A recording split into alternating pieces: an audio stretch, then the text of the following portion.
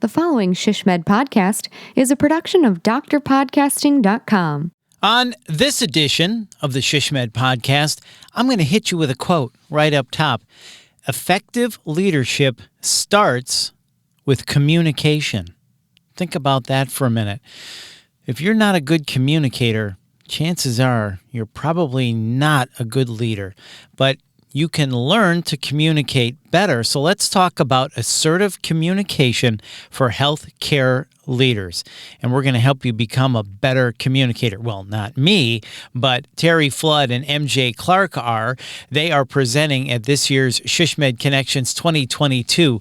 So let's find out how we all can become better communicators. Right, Bill? Yes, that's right, Bill. Okay, let's start this thing off right now. This is the ShishMed Podcast, rapid insights for healthcare strategy professionals in planning, business development, marketing, communications, and public relations. I'm your host, Bill Klaproth, and in this episode, we talk with Terry Flood, Vice President of Business Development at Wayne Healthcare, and MJ Clark, Vice President for Integrated Leadership Systems. MJ and Terry are presenting an executive-level session at this year's ShishMed Connections in-person annual conference, September 11th through the 14th in the Washington, D.C. area. Their session is titled Assertive Communication for Healthcare Leaders, and it's going to be a good one. MJ and Terry, welcome to the ShishMed Podcast. As you know, we start every episode of the ShishMed Podcast with rapid insights. One quick tip someone can use to make their marketing communications better today. MJ, you're up first. Give us your rapid insight. Pushing yourself to practice uncomfortable conversations in your personal life will help you become significantly more skilled at having difficult conversations in the workplace, which directly leads to building trusting relationships. I love that rapid insight. Practice your difficult conversations in your personal life, and that will help you in your professional life. That is a great tip. Thank you for that, MJ. Okay, Terry, you're up next. Give us your rapid insight. Well, I would say self-awareness, because it's essential to developing yourself, both as an individual, but also with your relationships with others. And it also adds to one's emotional intelligence. I think we need to remember to be nimble and also remember to master verbal communication strategies, which of course helps the mindset and also helps you become a better leader. Another great rapid insight. Thank you for that, Terry. Yeah, self-awareness. We certainly all could use that.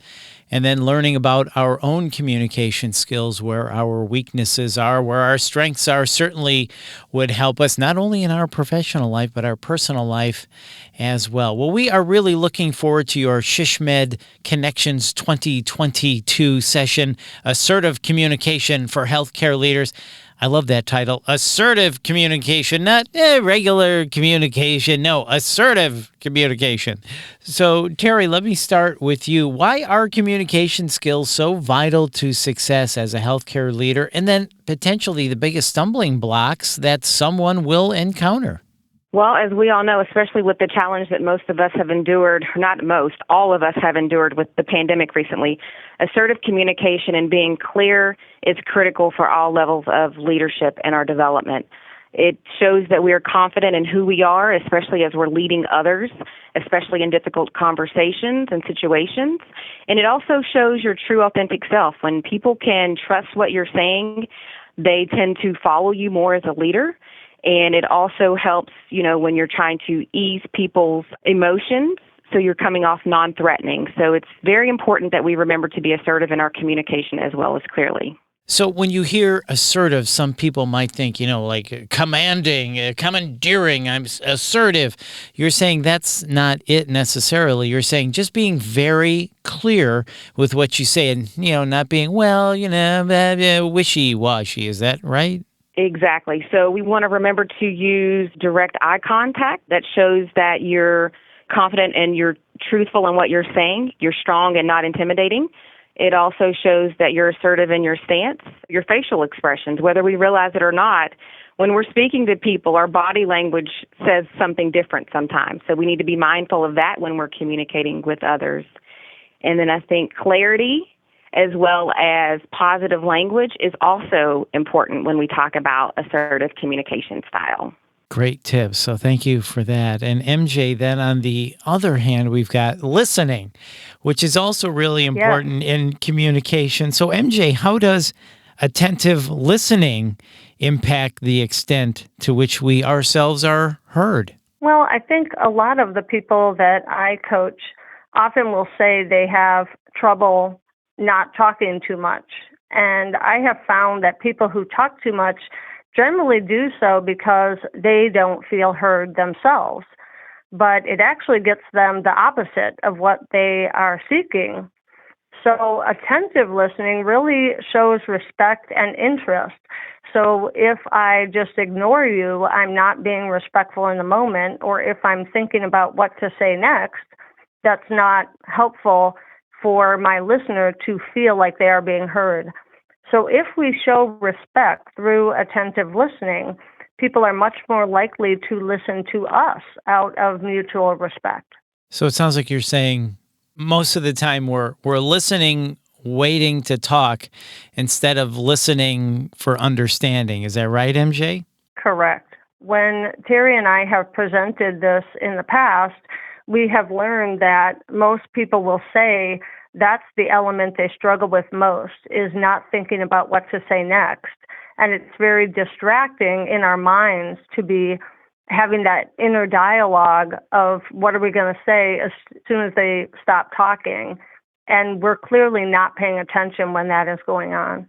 So it's tough to listen for understanding when you're thinking about what am I going to say next? Exactly. So, Terry, in your session, which I think is just going to be dynamite, participants are going to learn the motivation behind passive, assertive, and aggressive behavior. Can you give us a preview of what you're going to be teaching? Well, we're going to talk about some challenges that people face while they're at work. They may be dealing with someone who's under stress, and how do you talk to somebody that's at that level, as well as maybe someone who's at a director level, or you've got mismatched communications. So we're going to give some examples. We're going to talk about some of the hardest things that people deal with. Oftentimes people are uncomfortable having conversations with others for various reasons. And so as we know, effective leadership starts with communication. And we also know that the ability to communicate as leaders, it helps us, as again, I've said before, gain trust and confidence in our teams. And it also helps us to lead better from an employee engagement and patient outcome standpoint, which is important in healthcare leadership. I love what you said there. Effective leadership starts with communication. So you can be brilliant, but if you can't communicate your ideas, or if you don't know how to talk to people or get those ideas across in a certain way, you're probably not going to be an effective leader. Is that right, Terry? That's exactly right. You need to be able to communicate with everyone within the organization, regardless if you're a frontline leader all the way up to the executive level. Yeah, this is really going to be interesting. And then, MJ, I know also in your session, you're going to talk about how our thoughts about others impact our emotional state and behavior toward them, as well as our tone of voice and body language. I mean, I think this is so good. Tell us about that, how our thoughts about others impact our communication. Yes, I will go over in the session cognitive behavioral psychology model by psychologist Albert Ellis. And it's really a roadmap to how people get to their behavior. So things happen outside of us and we take them in with our belief system, kind of how we view the world, like the lenses of your glasses. If we all were wearing glasses, we would have a different prescription, kind of how we view the world. That belief system really leads us to emotional states, which lead us to behavior. And as Terry mentioned earlier, some of that behavior is not necessarily just the words that we say or the things we do intentionally, but it's also its body language, its facial expressions, its tone of voice. It's all of those different communication elements beyond just saying words. So we will talk through that behavioral model in our session and talk about how those emotional states come to be through the way that we take in events outside of us. It's fascinating stuff, and that's the only deep dive on psychology that we'll do in the session, so it won't be boring, we promise. Yeah, I know it's not going to be boring. Absolutely. So, MJ, you're also going to share a 3-step assertive communication model that will give participants examples of the words to use when approaching a tough conversation. And we all have to have tough conversations from time to time. And I'm sure many of us are like, oh, God, I don't want to do this. Do I have to do this? That dread when a tough conversation is approaching. I don't want to get into a big fight. Oh, no, those thoughts running through your head. So you're going to give us some examples of how to approach a tough conversation and the words to use. Is that right? Yes, that's right. We will talk through how we do that without getting a lot of defensiveness, which, as you pointed out, people are worried about these conversations because they are worried about the reaction they're going to get from the person receiving it. So we talk through 3 simple steps: describe the behavior, explain how it makes you feel, and then explain the changes that you would like made. So we'll go into that in more detail in the session, but just so you can have a quick snapshot of an example might go something like this. I might start out, I noticed that you interrupted me 5 times in today's meeting. And then I'm going to share a feeling. When this happens, I feel dismissed. And the other person is probably going to respond at this point. They might say, well, I feel like you go on too long. So the 3rd step would be explaining the changes I would like made. So I would say something like, I would ask that you allow me to finish my thoughts, and I promise to try to keep my comments brief. Okay. So that's a working example of how to approach a discussion like that and using the words I feel. Yes. Because then you're not saying you're doing this, which would get them defensive. You're talking about your feelings, and then how can the person get defensive if you're saying, I feel this, right? Is that kind of how it works? Yes, and the first step is similar in nature that you're pointing out.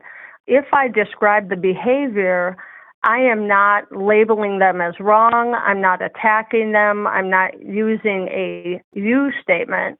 I'm simply saying, here's the facts. I'm just pointing to the facts. And people don't argue with that because they know it, they see it, and I see it. So there's really no backlash there. There's no chance for them to get defensive. And that really is the key, not using the you statement. You do this, you do that, because when you use the you statement, that's when people do get defensive. So rather use, I feel this, and then explain the facts as you say, MJ. That's really good. And Terry, I also want to ask you your thoughts about your session, what your goals are, what you are hoping people walk away with after your session. Well, I think what we hope to achieve in sharing with participants that attend our session is remembering that it's okay to do this scared, that nobody is perfect. But as we all continue on our lifelong journey, building our skills is important. So we want to make this session meaningful and lasting by encouraging them to listen to the tips, role play with us, and write down a couple of goals for themselves to improve their ability and how they communicate with others. Whether it be, we're talking specifically about leaders, so leaders in their home, leaders in their community, and we're specifically talking about healthcare, but they can use this to practice at various levels for themselves. And assertive communication, it's a journey, right? We all are striving to be better, so it's a commitment to changing a behavior that no longer serves us, so that one day when we're placed in a difficult situation, we'll have these tips, these effective tips to have assertive conversations with those that we're communicating with. Right. Assertive communication is a journey. That's a good way to put it. And certainly you can make some steps towards being better on that journey by attending your session. This is really going to be good. We're looking forward to it. And if I could just get some final thoughts from each of you on this, I would appreciate it. MJ, let me start with you when we're talking about assertive communication for healthcare leaders. Give us your final thoughts. Yes, I would just encourage those who come to come with not only questions about the material, but also scenarios that they might like Terry and I to address. One thing I love about our session is that oftentimes people are learning as much from the audience as from us. And I think so many great tips and ideas are shared in this session. So I would just encourage people to come, and I know Terry and I are very excited about it. I love that, MJ. So come with questions, bring your scenarios. Maybe you're facing a difficult conversation coming up. They can bring that to you, and you could give them some coaching tips. Is that right? That's right. Oh, I love it. And Terry, let's wrap up with you. Same thing when we're talking about assertive communication for healthcare leaders. Give us your final thoughts. As an assertive leader, I would say be vulnerable. I think that's the biggest thing. Sometimes leaders are fearful of being their authentic selves and being vulnerable. So I would say bring your whole self to our session and be transparent with yourself. Take the feedback that others share with you. I would say take it personal and learn from it, because oftentimes we see ourselves one way, but others see us differently.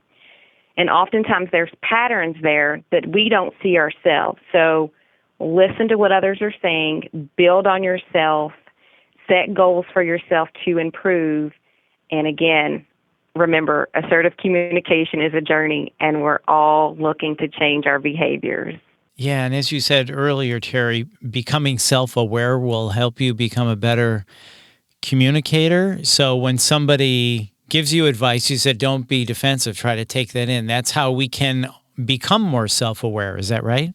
That's correct. When people are self-aware, they understand their strengths and their challenges, and that's what helps them thrive. And you said take it personal, right? That's good advice. And that's how you become more self-aware. That's how you learn about yourself at the same time. That's right. Well, this is going to be a great session. We're looking forward to this at SHISHMED Connections 2022. Terry and MJ, thank you so much for your time. We really appreciate it. You're welcome. Thank you. And that is Terry Flood and MJ Clark. And learn more from MJ and Terry at this year's SHISHMED Connections Conference, September 11th through the 14th. It's near Washington, D.C. It's going to be gorgeous. Please come on out to this thing. I'll be there. Isn't that's a reason right there for you to come out. Stop by our SHISHMED podcast booth, as we're going to be recording podcasts right from the exhibit show floor. So we hope to see you there. For more information, go to SHISHMED, that's SHSMD, shishmed.org/connections, and get yourself registered, and hope to see you there. And if you found this podcast helpful, and again, how could you not? Please share it on all... And please share it on all... Sorry, by the end of a podcast, I just kind of get silly. Share it on all of your social channels, and please hit the subscribe or follow button to get every episode. This has been a production of Dr. Podcasting. I'm Bill Klaproth. See ya.